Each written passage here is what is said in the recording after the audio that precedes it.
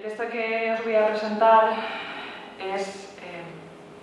tiene cierta continuidad con la conferencia que dictó la profesora Georgia Cecchinato. No tanto por el tema en cuestión sobre Hegel y la estética y el genio, sino porque si ella presentaba un champán filosófico, yo voy a rendir mi particular homenaje a la caipiriña especulativa y voy a juntar a Schelling, a Zizek y a Baudrillard. Pero no contenta con citar a estos tres autores tan distantes, me voy a permitir el lujo de introducir otro, y ese es Heráclito. Si he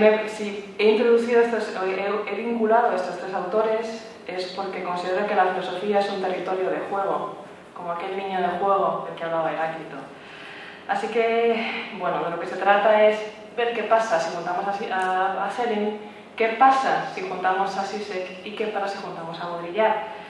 De ahí que el título sea Desarrollos de la filosofía schellingiana en la filosofía contemporánea. No voy a hablar de influencias, que puede haberlas y explícitas, como en el caso de Zizek, pero sobre todo lo que me interesa es sacar a colación o manifestar exactamente por qué el pensamiento de Schelling es relevante, por qué tiene una actualidad y, sobre todo, qué podemos hacer con él. También deciros que voy a hablar muy despacio. Si veis que me acelero y no se me entiende nada, pues me hacéis algún tipo de gesto, o toséis, o levantéis las manos y ya está. La imagen es impactante, casi aterradora. Bertolt Brecht camina por las calles de Berlín. De lejos vi aparecer, de pronto, una columna de tanques soviéticos que avanza, imparable, en dirección al Stalingrad, el actual Boulevard Karl-Marx-Allee, para aplicar la rebelión de los trabajadores. El ruido es ensordecedor. Los tanques, como gigantes de acero, se mueven pesadamente entre ondeantes banderas con hoces y martillos y entre palabras agolpadas por las consignas del partido. Al caer la tarde, Brecht escribirá en su diario que en ese momento tuvo la tentación, por primera vez en su vida, de afiliarse, de facto, al Partido Comunista. Como recuerda Zizek, no se trataba de que Brecht aceptara la crueldad de la lucha con la esperanza de que llevara un futuro próspero, sino de que la fuerza de la violencia como tal era vista y aceptada como una señal de autenticidad. Zizek ve por ello, en este gesto, un ejemplo de lo que Alain Badiou considera la característica principal del siglo XX, que frente a los proyectos e ideales utópicos o científicos del XIX, presentaría la pasión por lo real, o la pasión por lo que podemos denominar lo verdaderamente real. El siglo XX, sostiene así Zizek, se ha atrevido a enfrentarse a la cosa en sí, a realizar directamente el añorado nuevo orden. El momento verdadero y definitorio del siglo XX es la experiencia directa de lo real, como algo opuesto a la realidad social cotidiana. Lo real en su extrema violencia, como precio que hay que pagar por pelar las decepcionantes capas de la realidad. Fin de cita. En el fondo, esta propuesta de Zizek, que le sirve para entender lacanianamente cómo está conformada la realidad, puede ser inscrita en un horizonte mucho más amplio, que tiene que ver, en último término, con la constitución de los procesos históricos y lo que podemos denominar, desde Hegel, el fin de la historia. Tal será nuestro propósito. ¿De ritmo y velocidad bien? Efectivamente, si el siglo XIX es el siglo de la utopía, lo es porque se percibe que la realidad no es como debería. De ahí el surgimiento de un ideal que coincide con lo que debería ser. Hay pues que cambiar el mundo, o por repetir las conocidas palabras de Marx en su decimoprimera tesis sobre Feuerbach, frente a una filosofía que se ha limitado a interpretar el mundo, es hora ya de transformarlo para la consecución de su plena realización, la Verwirklichung, o dicho de otra manera, se ha de hacer efectivo, wirklich, el ideal, a través de la acción, con el propósito de construir una nueva realidad. Esta construcción tiene unos efectos en la recepción e interpretación de la historia. Es bien sabido que Marx desarrolla este núcleo de su pensamiento como crítica al idealismo, en concreto a la filosofía de la historia de corte hegeliano, para la cual la historia de la humanidad se acerca poco a poco a su destino, que no es otro que la realización de la razón. El sentido del progreso, término moderno donde los haya y surgido en el siglo XVIII de la mano de Voltaire, tiene que ver precisamente con esta idea. Cada instante de nuestro tiempo se considera distinto, mejor, superior que el anterior, al que engloba y da sentido.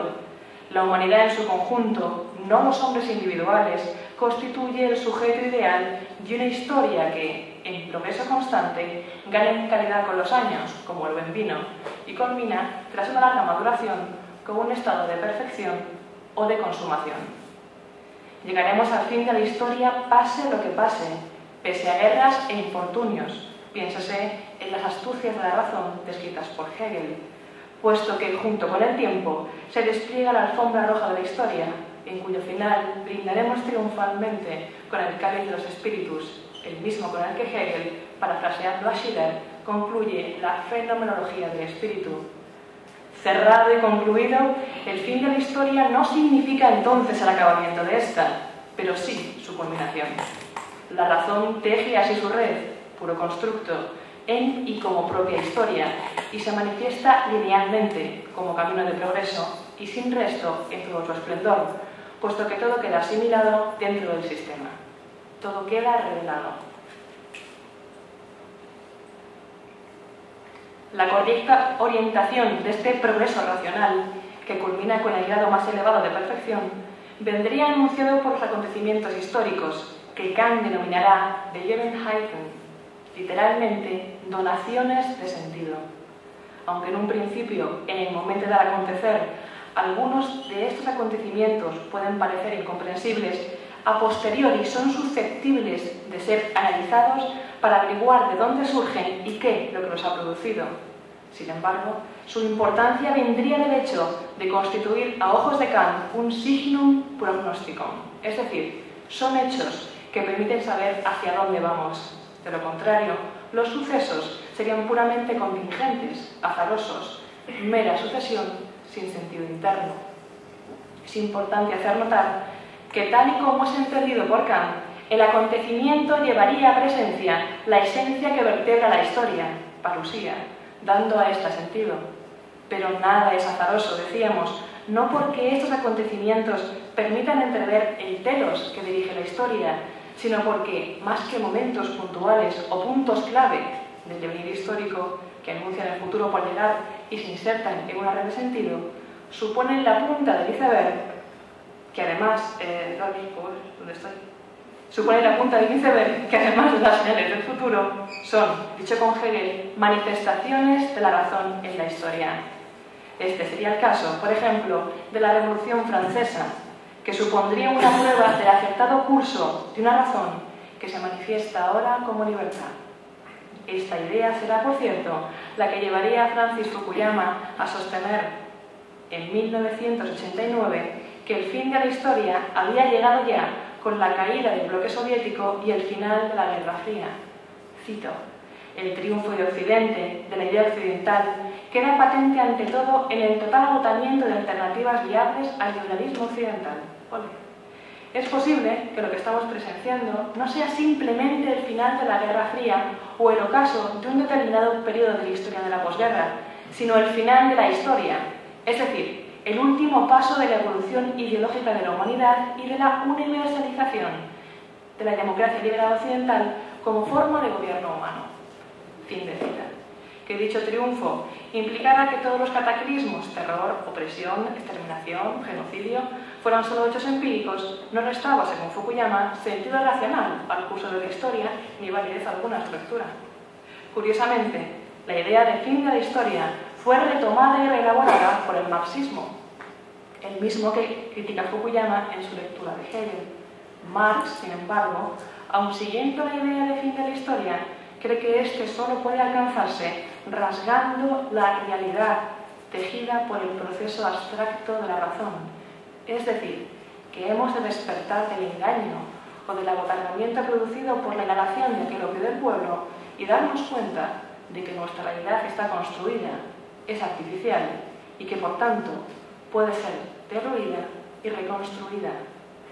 Es aquí donde tiene sentido la reacción experimentada por Brecht de pasión por lo real, con la que comenzábamos esta intervención. Es el gesto violento el que deja entrever entre escombros de la realidad artificial lo verdaderamente auténtico, lo verdaderamente real. Solo hay que recordar, para dar cuenta de lo acertado de la lectura de Zizek, el final terrible de la pieza teatral del propio Brecht en Tambores de la Noche. Cito: «Todo esto no es más que puro teatro, simples tablas y una luna de cartón. Pero los mataderos que se encuentran detrás, esos sí son reales». Fin de cita.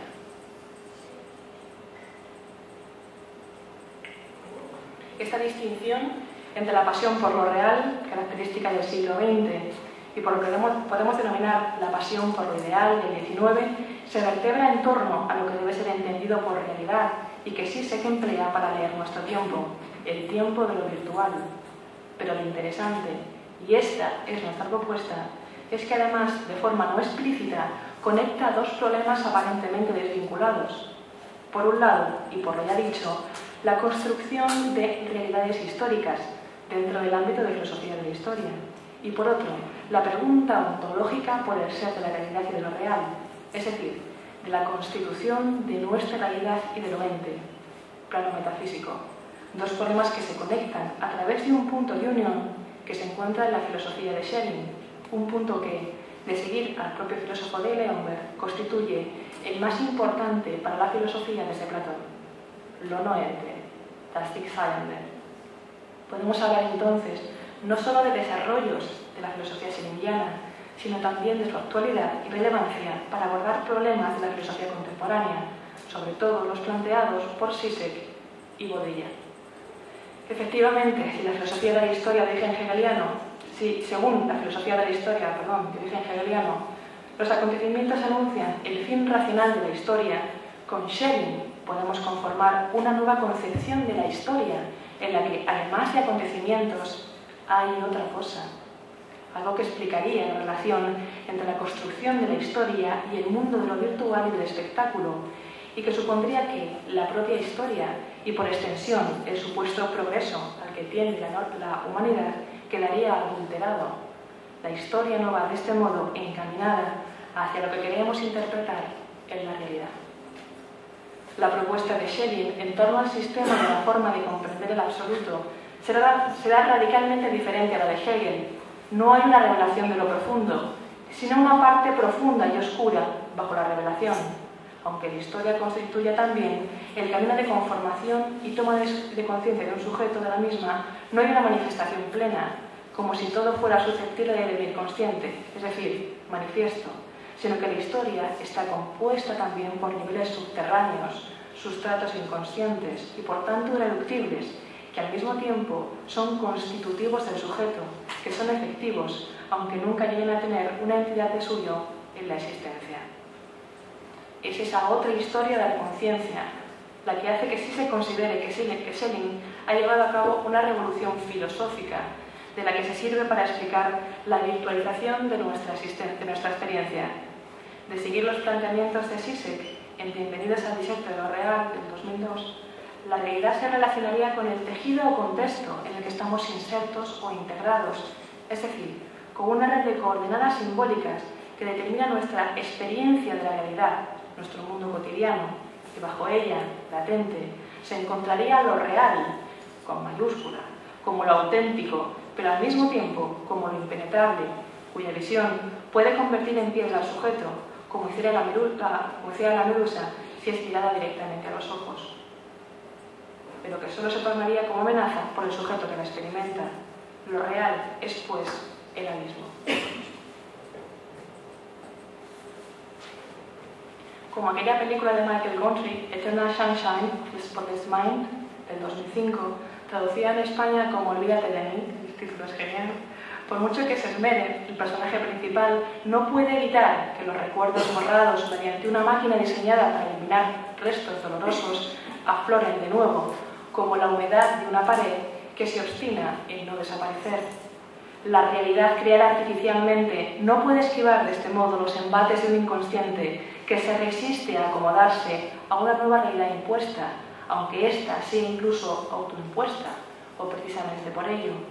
Lo real aparece en escena, pero, cito, tiene el estatus de otra apariencia, precisamente porque es real, es decir, a causa de su carácter traumático excesivo, somos incapaces de integrarlo en lo que experimentamos como nuestra realidad y, por lo tanto, nos vemos obligados a experimentarlo como una aparición de pesadilla.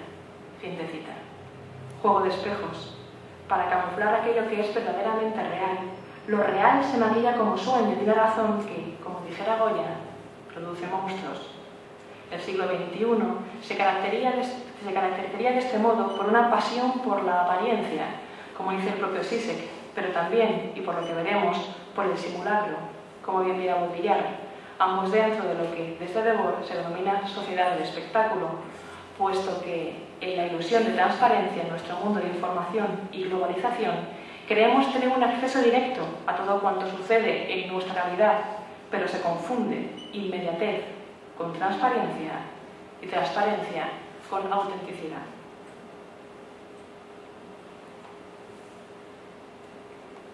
Efectivamente, nuestro acceso a la realidad está mediatizado por los medios que transmiten imágenes virtuales en tiempo real.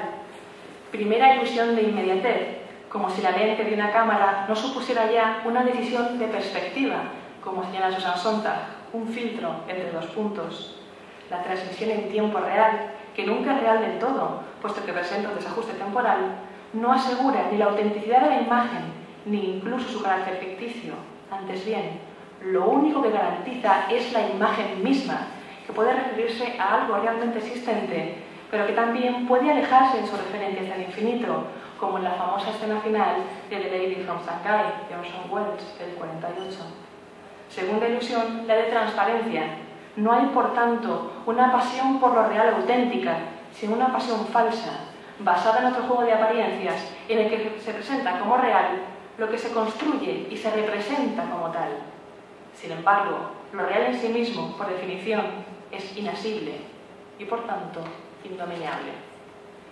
En el campo de la filosofía de la historia, podría decirse de este modo que en las realidades históricas quedarían entretejidos acontecimientos auténticos fácilmente integrables, acontecimientos reales tomados como ficticios, que serían irrupciones de lo real, disfrazadas para ser integradas en el sistema, aunque sea adulteradamente, y acontecimientos ficticios tomados por auténticos.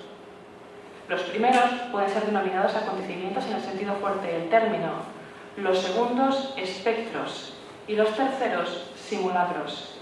En esta exposición trataré de analizar los dos últimos, el espectro y el simulacro.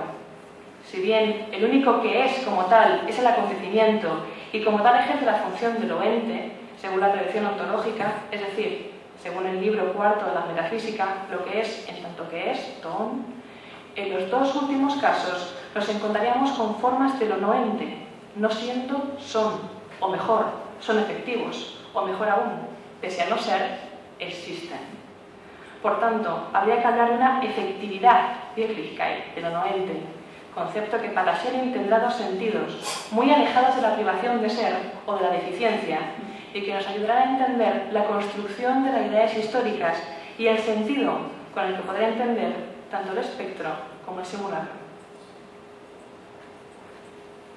Así, la realidad, como escenario controlado en el que nos movemos con tranquilidad, disfraza de monstruo lo que es verdaderamente monstruoso. Sin embargo, camuflado de ficticio, eso real se convierte en el espectro, en un espectro irreal de pesadilla, por emplear las palabras de Zizek, que amenaza y atenaza constantemente, como sombra que se cierne, y como tal se presenta como origen de lo traumático, dado que, pese a su supuesta irrealidad, tiene unos efectos, Wirkung, un espectro que, pese a que no era posible, ha devenido efectivo. Cito, en nuestra existencia cotidiana estamos inmersos en la realidad, y esta inmersión es perturbada por síntomas que dan testimonio del hecho de que otro nivel de nuestra psique, reprimido, se resiste a esta inmersión. Fin de cita. Ahora bien, ¿qué es esto real? que no siendo es. O dicho de otra forma, ¿qué es aquello que no siendo comprensible por la razón, que se escapa y permanece inasible, sin embargo le afecta, tiene efectos en ella? Zizek afirmará, y cito: para comprender esta paradoja debemos tener en cuenta que lo opuesto a la existencia no es la no existencia, sino la insistencia. Lo que no existe continúa insistiendo, tendiendo a la existencia. El primero en articular esta oposición fue, por supuesto, Schelling, cuando en su Tratado sobre la libertad humana introdujo la distinción entre existencia y fundamento de la existencia. Cuando perdemos una oportunidad ética crucial y no logramos hacer ese gesto que lo cambiaría todo, la propia no existencia de lo que debería haber hecho me atrapa para siempre, aunque lo que he hecho no existe, su espectro sigue insistiendo. Fin de cita. Este espectro tiene que ver no solo con el arrepentimiento, lo que debería haber hecho, sino también con una amenaza no materializada, como aquello que puede venir y caer sobre nosotros en cualquier momento, también como la aparición súbita, que debiendo permanecer oculta, de pronto se manifiesta, se hace efectiva para desaparecer de nuevo y dejar horadada la realidad, el trauma. Por eso Zizek comprende el atentado contra el World Trade Center como el golpe que la irrupción de lo real ha asestado contra nuestra realidad y puede afirmar que, y cito, Estados Unidos obtuvo aquello con lo que había estado fantaseando. Fin de cita. Lo real tendría que ver de este modo con aquello que se encuentra en nuestra psique y aparece como síntoma de un miedo inconsciente, que al venir consciente se materializa como fantasma. El fantasma encarna así ese miedo hacia lo que se escapa de la red racional con la que tejemos nuestra realidad. Sabemos, sin embargo, nos dice Zizek, que algo no funciona en nuestro teatro. Entramos en el primer sentido de lo 90 en Schelling. La alusión al escrito sobre la libertad humana de 1809 se refiere al concepto de resto irreductible que Schelling desarrolla al analizar la relación entre la existencia y su fundamento y que constituye el pilar central de su investigación. Zizek, de hecho, dedicará un ensayo a esta temática sobre el resto en 1996, The Indivisible Reminder. Centrado sobre todo en las edades del mundo, la novela acabada de Schelling con 3 versiones, del 11, del 13 y del 15, y largos desarrollos hasta su filosofía tardía. La distinción Grund-Existenz quiere dar cuenta del proceso de despliegue del absoluto que Schelling entiende siempre vinculado al concepto de historicidad y que hace que el absoluto no sea ya algo dado o hecho, algo inmediato, sino que se vaya haciendo a partir de un proceso de autoconstrucción y de formación que no solo implica la constitución por fases de la identidad y de la subjetividad y la paulatina toma de conciencia del absoluto, es decir, del camino de la inconsciencia a la conciencia, de ahí, por cierto, el título del clásico estudio de Jan Kelevich, La Odisea de la conciencia, sino también la construcción de la propia realidad, de salir a la existencia de las cosas.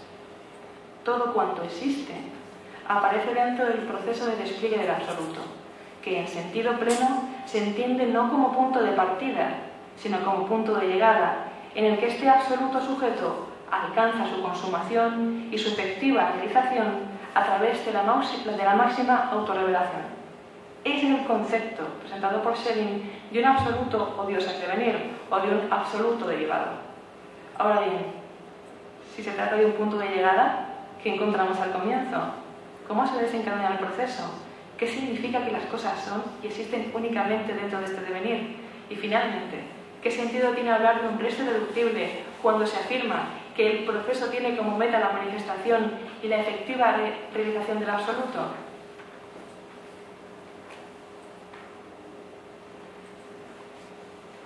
Schelling comenzará el escrito sobre la libertad respondiendo a las acusaciones de ateísmo y panteísmo vertidas por Schlegel en su India Book de 1808, en el cual, siguiendo la caza de brujas iniciada y avivada por Jacobi, identificaba el espinosismo con el ateísmo. El punto central de la argumentación, desarrollada en el texto de 1809, se vertebra en torno a la afirmación de Schlegel: el panteísmo es el sistema de la pura razón, y por ello fatalista. Schelling afirmará, y no sin ironía, y recordando estas palabras de Schlegel, y cito, el único sistema posible de la razón es el panteísmo, pero este conduce inevitablemente al fatalismo. Es innegable lo maravilloso de la invención de estos nombres generales, mediante los cuales se puede designar de una sola vez toda una concepción. Fin de cita. Esta idea surge de la identificación llevada a cabo por Lessing, según la cual la única filosofía que puede ser considerada como tal es la de Spinoza, y dado que un sistema, según se afirma, solo puede ser tachado de panteísta, toda filosofía es panteísta. Recordemos que para Spinoza, según la parte primera de la Ética, proposiciones 14 y 15, la única sustancia que puede concebirse es Dios y que por tanto todo cuanto es en Dios. De ese modo, tal y como Araber y Jacobi, reaccionando contra Lessing e iniciando la polémica, la filosofía de Spinoza y la de Lessing, Fichte, Kant e Husserl es fatalista y atea. Todo es Dios, pero si todo es Dios, no hay lugar para la libertad dentro del sistema. Seríamos parte de un engranaje, de un todo, que nos haría seres pasivos, dependientes de la causalidad absoluta de un único ser. Schelling solucionará este problema explicando qué debe entenderse por espinosismo y por qué su sistema no debe identificarse con él. No se trata de que todo sea Dios, sino de que todo es en Dios. No panteísmo, sino, según el término acuñado por Krause, palenteísmo. Los seres son, de este modo, consecuencia de la autorrevelación de Dios, pero no Dios mismo. Aparecen en el proceso de su despliegue, pero no pueden ser identificados con él, con el sujeto absoluto. O dicho de otra manera, los seres están en el sistema, pero no son identificables con él, son otra cosa diferente. O incluso, si se quiere, somos el universo, pero no somos el universo. Aunque hay alguien que cree que sí. Si todo cuanto existe en y por el proceso de despliegue o devenir del absoluto en su autorrevelación y no nos identificamos con él, no somos Dios, hay algo más, además de la propia existencia de ese sujeto, algo más que propicia el proceso, pero que tampoco se identifica con el proceso mismo. De ahí la afirmación de Schelling, y cito: reconocemos que el concepto de devenir es el único apropiado a la naturaleza de las cosas, pero éstas no pueden devenir en Dios considerado de modo absoluto, puesto que son distintas de Él toto y enere, o para decirlo más correctamente, son distintas de Él infinitamente.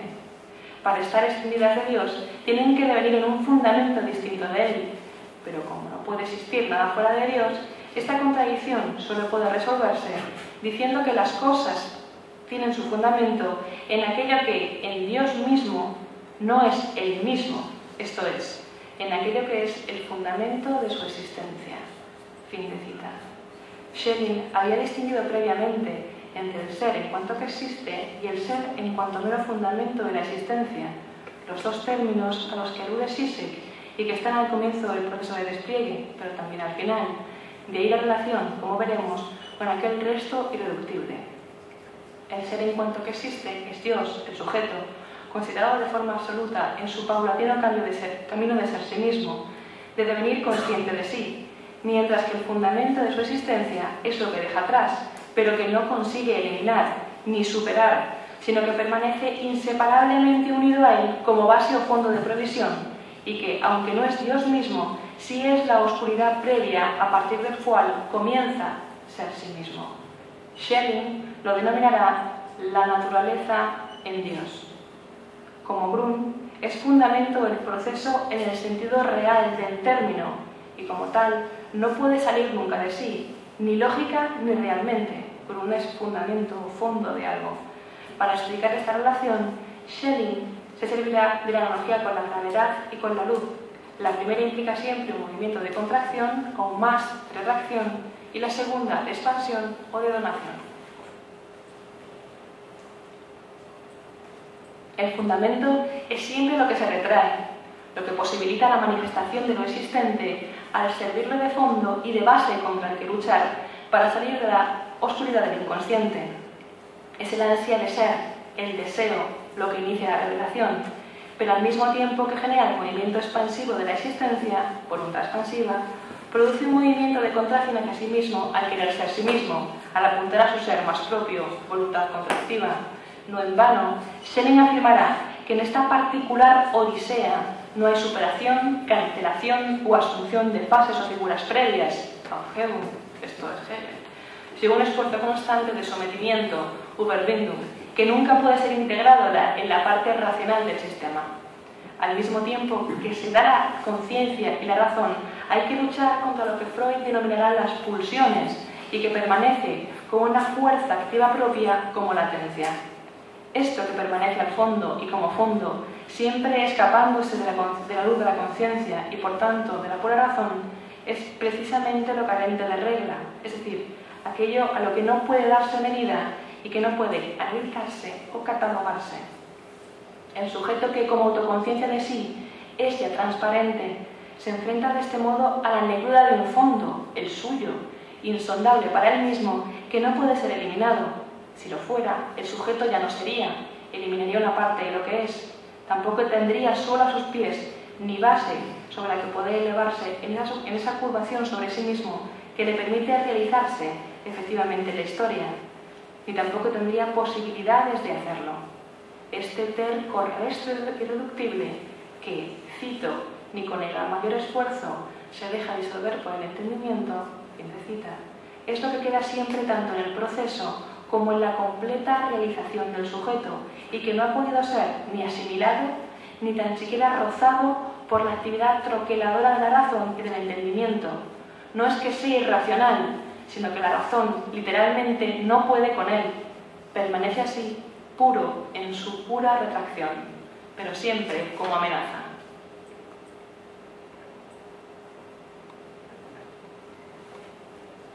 Por lo visto, el resto no es un residuo, por tanto, algo que haya sido digerido por la razón y desechado, el desperdicio, sino más bien el resquicio, que apunta a esa relación inseparablemente necesaria entre el Grund y la existencia. De esa forma, siempre está, aunque nunca es. No es una nada, pero tampoco es un ente. Es, como dirá Schelling en Las Edades del Mundo, lo no ente. Cito. Esta relación de la otra voluntad contractiva ha confundido a los observadores de diversas maneras. A unos, haciéndoles creer que esta fuerza que se comporta como no ente es también en sí mismo una nada. De ahí que los idealistas suelen tratarla simplemente como una fuerza que no existe de ninguna manera. Fin de cita. Para Schelling, lo no ente no supone carencia o privación, sino un modo diferente de ser que se opone activamente al ser de lo ente.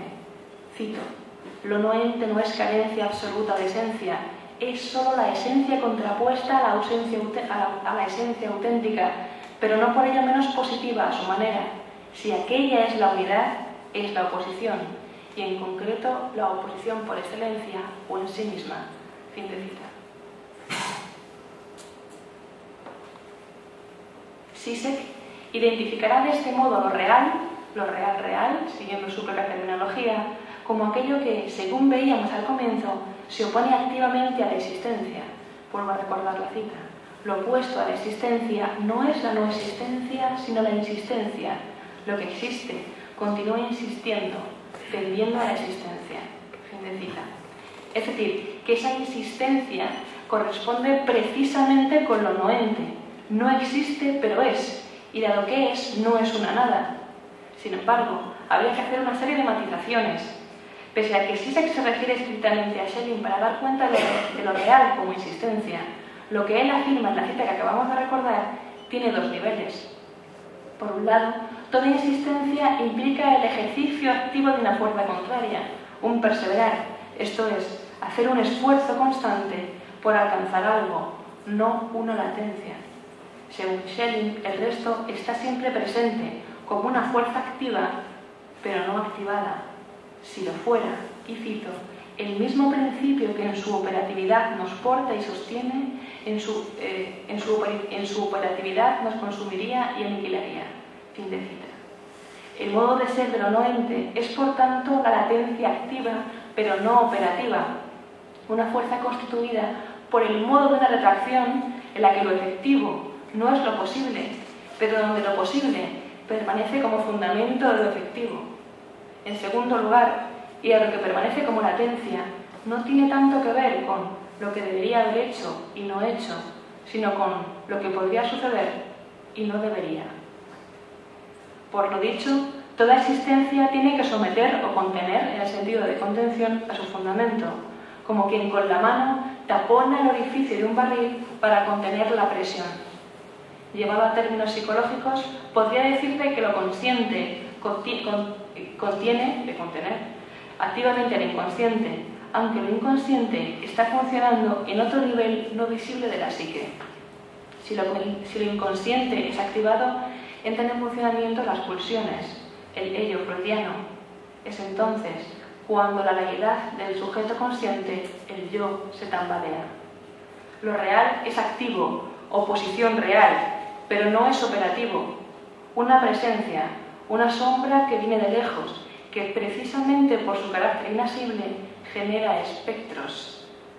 Cito: la noción de lo real que aquí se presupone es lo real como imposible, en el sentido de la gran ausencia. Siempre se escapa, es un vacío fundamental y la ilusión consiste en pensar que lo vas a atrapar. Lo real es en realidad demasiado traumático para confrontarlo. Hacerlo directamente sería una experiencia imposible, incestuosa y autodestructiva. Y sin embargo, sostiene Zizek, el problema con lo real es que ocurre, y esto es el trauma. Fin de cita. Es decir, la materialización de lo no ente, de aquello que no debería suceder y sucede, o según una formulación muy conocida, aquello que, debiendo permanecer oculto, sin embargo, se ha manifestado. Lo siniestro. Seguramente el texto más citado de Schelling sea aquel que repite Freud en su nuevo artículo Lo siniestro, aparecido en 1919, en el que para definir el término siniestro se recupera la formulación schellingiana. Cito: se denomina un Heimlich todo lo que, debiendo permanecer secreto, oculto, no obstante, se ha manifestado. Fin de cita. Según esta definición, lo siniestro se da en el seno de lo familiar. No es algo extraño que irrumpe desde fuera, sino algo que, estando oculto en lo más nuestro, pongamos por caso nuestra realidad, aparece desde dentro y convierte lo más propio y familiar en algo extraño, justamente como un espectro. En francés, un revenant, lo que regresa. Lo siniestro es aquí la aparición de lo que debería permanecer sometido o contenido. En este sentido, Zizek afirmará que sin duda puede leerse Las edades del mundo, como él mismo hace, como, cito, un escrito metapsicológico en clave freudiana en el más estricto sentido. Fin de cita. Lo real, así pues, en el plano de la historia, tiene que ver con ese acontecimiento que nos sobrepasa, con la aparición del fantasma, que al no poder ser asimilado por la razón, se cubre con ropajes ficticios, aunque esos ropajes no hagan sino cubrir el lugar de la herida, como un paño que ocultara el vacío dejado por lo real en el movimiento de su retirada. Cito: el núcleo duro de lo real que solo somos capaces de soportar si lo convertimos en ficción. Fin de cita. Piénsese, por ejemplo, que la reacción mayoritaria ante el atentado contra las Torres Gemelas era que se trataba de una película. No es baladí que Zizek presente esta interpretación de lo real tras el 11 de septiembre, en un texto de título Bienvenidos al desierto de lo real, que constituye una explícita referencia a uno de los diálogos de la película Matrix de los hermanos Wachowski del 99, en la que el protagonista es despertado de un sueño virtual inducido por un mundo maquínico, en el que se toma por realidad una reconstrucción virtual. La realidad real, según el argumento de la cinta, ha quedado reducida a escombros. Es un desierto gris e inhóspito que algunos preferirían no haber visto jamás. Pero el problema es que lo que se le muestra al protagonista no es lo real en sí mismo, sino una representación, una simulación realizada por ordenador. Representación de representación. Juego de espejos. Este juego de espejos, la virtualización casi completa de nuestro entorno, todo está mediado por los media, para la redundancia, por la técnica en sus diferentes modos, es lo que ha llevado, según Zizek, a la experiencia de que estamos viviendo cada vez más en un universo construido artificialmente. Y mientras que Zizek habla del deseo de autenticidad que lleva, por ejemplo, a la práctica del putting, infligir cortes en el cuerpo para que, mediante el dolor, se pueda afirmar la autenticidad de la propia existencia, piénsese en otro nivel, en las performances de Marina Abramovic, que tratan de mostrar cómo a través del dolor se accede a otros niveles de realidad. Baudrillard afirmará que, en realidad, la imagen que cubre transparentemente otra imagen remite a un refugio en lo virtual. Cito: a la catástrofe de lo real preferimos el exilio de lo virtual, cuyo espejo universal es la televisión. Fin de cita. Podríamos hablar aquí de un mundo de imágenes, de un mundo de lo virtual, Internet, televisión, YouTube, Facebook. Vivimos en la época del simulacro, es decir, en la época de lo que se presenta como real y no lo es, de lo que no existe y es, o mejor, es en el modo de un no ser, con efectos Wirkung en nuestra realidad. Wirklichkeit. Baudrillard comenzará la precisión de los simulacros con la conocida fábula de Borges, según la cual los cartógrafos del imperio habían trazado un mapa que trataba de ser un calco perfecto del territorio a cubrir. Pero hoy, como dirá Baudrillard, cito: la simulación no corresponde a un territorio, a una referencia, a una sustancia, sino que es la generación de los modelos de algo real sin origen ni realidad. En adelante, será el mapa el que preceda al territorio y el que lo engendre. Fin de cita. Imagen sin referente. Ya no es más que algo operativo que ni siquiera es real. En el plano de la historia, esta inoculación de simulacros y apariencias en la realidad tiene su impacto en la forma con la que interpretamos lo acontecido. De hecho, es este carácter de simulación lo que llevó a Baudrillard a sostener que, inmersos en la cultura del espectáculo que caracteriza nuestro tiempo, por decirlo con Debord, la guerra del Golfo no tuvo lugar, no porque no fuera auténtica, sino porque su carácter de realidad venía dado por su carácter espectacular. Cito: falsificar los finales y el cálculo sobre los finales, falsificar el tiempo y el acontecer de las cosas, precipitar su curso con la impaciencia del cumplimiento, o mediante la intuición secreta de que la promesa del cumplimiento es, de todos modos, ella también falsa, diabólica. Fin de cita. Acontecimientos, pues, que no siendo, tienen efectos. Segundo uso de lo noente en Schelling. Schelling afirmará que su concepto de lo noente es deudor del de Platón, que no es sofista, y desoyendo los consejos de Parmenides en su poema, se interrogó por la posibilidad de un tercer camino entre el ser y el no ser, o dicho de otro modo, por cómo aquello que positivamente no es real, sin embargo es. Si lo que es lo verdadero, reflexiona Platón, y lo verdadero tiene como contrario lo falso, ¿qué hacemos con lo falso? ¿Acaso no es?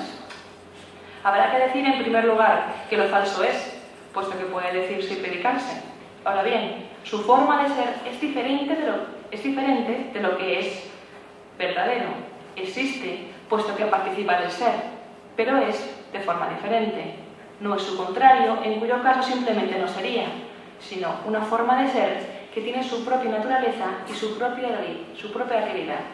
Cito: entonces, como tú dices, no es para nada inferior a las otras realidades, y se debe tener el coraje de decir que el no ser existe firmemente y que tiene su propia naturaleza. El no ser en sí es, y es no ser. Fin de cita. En segundo lugar, mientras que lo que es, lo verdadero, se adecúa con la realidad, con lo que hay, es decir, tiene un referente, no así lo falso, que aunque designa la existencia de algo, ese algo no tiene por qué adecuarse a la realidad de lo que hay. Y así, en curiosa correspondencia con lo afirmado por Baudrillard sobre los simulacros, se afirma que, cito: cuando existe lo falso, existe el engaño, y cuando existe el engaño, todo se llena necesariamente de imágenes, de figuras y de apariencias. Fin de cita. En el escrito sobre la libertad, Schelling seguirá este planteamiento de Platón para explicar un plano diferente de lo noente, que tiene que ver con la efectividad de lo que no es de suyo y que asocia al problema del mal, entendido no como privación, falta de efecto, sino como un trastorno positivo o inversión de los principios.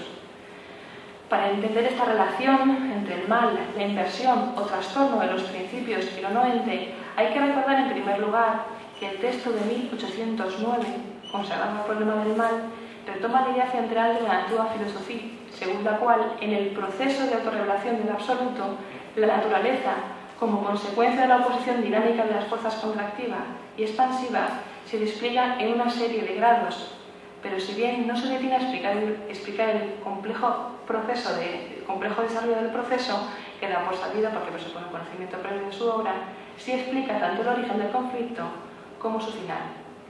Esta explicación es necesaria, como el propio filósofo reconoce, puesto que qué sea el mal tiene una relación directa con el orden natural. En el proceso de despliegue hay un equilibrio de fuerzas que es alterado cuando el mal se hace efectivo.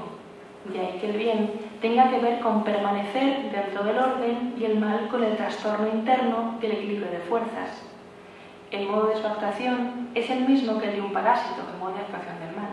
De ahí la analogía que Schelling realiza entre el mal y la enfermedad, no porque el mal sea una enfermedad del absoluto, sino por su carácter de noente.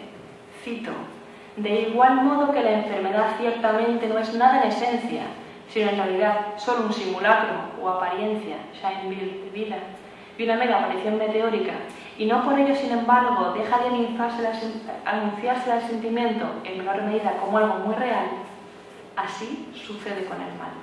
Fin de cita.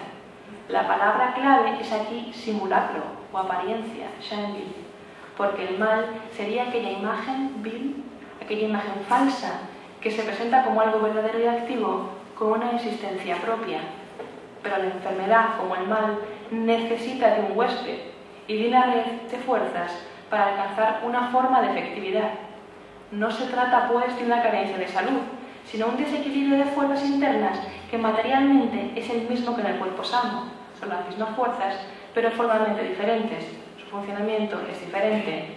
El mal como tal puede entenderse como un no ente, porque no es, pero tiene, sin embargo, una efectividad, y por ello se manifiesta en la naturaleza a través de sus efectos. Cito: el mal no es en efecto otra cosa que lo relativamente no ente, que se presenta como ente y suplanta, por tanto, a lo verdaderamente ente. Fin de cita. El simulacro sería una forma de no ser, puesto que se trata de una suplantación de lo que es sin referente previo, que alcanza una forma de efectividad y que, por tanto, tiene unos efectos en la realidad. De forma que, volviendo a Baudrillard, podríamos aplicar este concepto de lo no ente al simulacro, aquello que ni puede ser calificado como ente, por no tener una realidad de suyo, ni como una nada, por causa de unos efectos, sino que como un virus o elemento parasitario, para ser efectivo, necesita de la realidad de lo ente. La palabra clave aquí es suplantación de lo real. El simulacro aparece como aquello que es, pero que no se refiere a nada. Es decir, a un acontecimiento ficticio que se toma por verdadero, que para hacerlo emplea los medios de lo verdadero y adopta materialmente sus formas. De nuevo, Baudrillard, cito: no se trata ya de imitación ni de reiteración, incluso ni de parodia, sino de una suplantación de lo real por los signos de lo real, es decir, de una operación de disuasión de todo el proceso real por su doble operativo, máquina de índole reproductiva, programática, impecable, que ofrece todos los signos de lo real y, en cortocircuito, todas sus peripecias. Fin de cita. Escritura de lo irreal con los signos de lo real, inoculaciones. Remendando al propio Baudrillard, se podría decir que pasa un poco como la procreación in vitro. Se transforma el embrión de un acontecimiento en el interior del útero real de la historia. Así, el acontecimiento ficticio toma cuerpo y se hace efectivo al insertarse en el tejido histórico que le proporciona materialmente las condiciones de posibilidad para su realidad.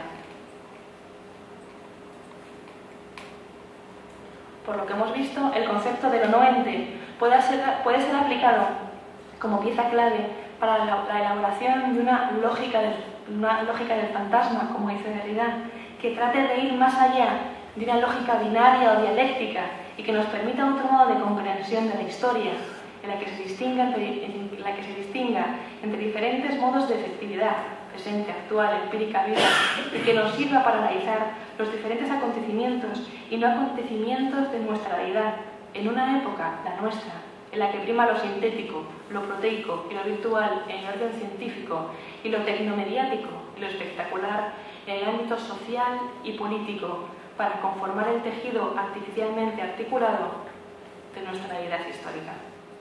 Muchas gracias.